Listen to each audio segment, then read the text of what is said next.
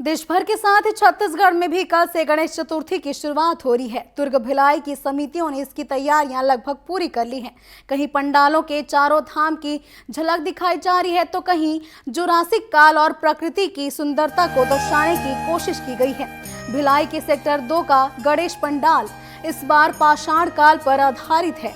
यहाँ भगवान गणेश की विशाल आदमकद की प्रतिमा के साथ ही 7 रूपों की मूर्तियां और गौतम बुद्ध महावीर की झांकियां भी सजाई गई हैं।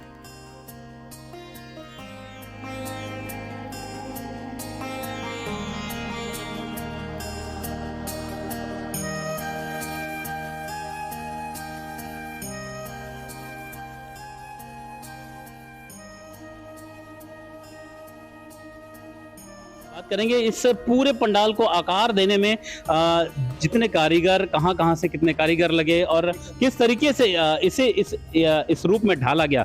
संतोष जी, आप लगातार इस तरह के पंडालों को सजाते आ रहे हैं। तरह तरह के कारीगर आपको मद्रास से, कोलकाता से और भी जगहों से बुलाने पड़ते हैं, तो कितनी मेहनत और कितना समय लग जाता है और यह आइडिया किस तरीके से आप लोग इसको रूप देते हैं? ये 45 दिन से अभी हम लोग का काम चल रहा है यहाँ पे। अब ये लास्ट एंडिंग है, आज हैंडओवर कर देंगे समिति को हम लोग। और ये जो थीम है समिति के मार्गदर्शन पे होता है। समिति इसको निर्णय करके निकालती है, थीम हमको देती है, उनके मार्गदर्शन में हम काम करते हैं। पुरुष का एक बृहद आकार सामने पर्वतराज का आकार दिख रहा है, क्या कारण है इस रूप को इस बार यहाँ दर्शाने की?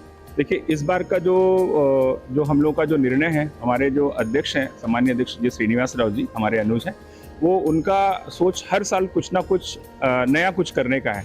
जिस तरीके से जंगलों की कटाई होती चले जा रही है और जिस तरीके से पूरा ग्लोबल वार्मिंग को लेकर के जो प्रकृति अपना विकराल रूप धारण करके दिखा रहा है, जिस तरीके से अपन हिमालय की गोद में जितने प्रदेश थे और पर्वतराज है हमारा हिमालय इस देश का, उसके गोद में जिस तरीके से जो हलचल जो हुई है और वर्तमान में जिस तरीके से जो मतलब कहना चाहिए बहुत बड़ा एक विनाश का रूप दिखा रहा है। पर्वतराज ने हमारे हिमालय हैं और उनकी जो पुत्री है पार्वती है, उनके बेटे गणेश जी हैं, तो आपको हर जगह दिख रहा है गणेश जी। और ऊपर यदि देखते हैं तो आसमान किस तरीके से दिखता था, साफ सुथरा बड़ा टिमटिमाते तारों के साथ दिखता था। आज प्रदूषण और जिस तरीके से जो बढ़ गया है, वैसा देख के लगता है कि हम लोग कुछ दिन बाद चंद्रमा को भी देखने में बड़ी मुश्किल होगी, जिस तरीके से प्रदूषण का जो लेवल बढ़ता जा रहा है। तो हम लोगों ने इसी को यहाँ पर संदेश दिया है कि यदि हम लोग नेचर को बचाते हैं तो फिर वापस हम लोग इस तरीके का सीन देख सकते हैं।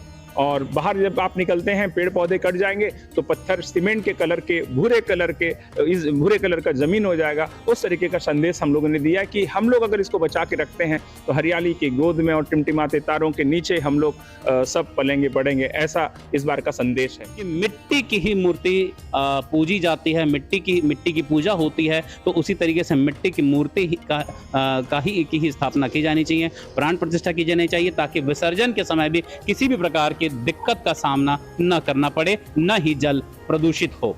सुबोध तिवारी, TV 24, भिलाई।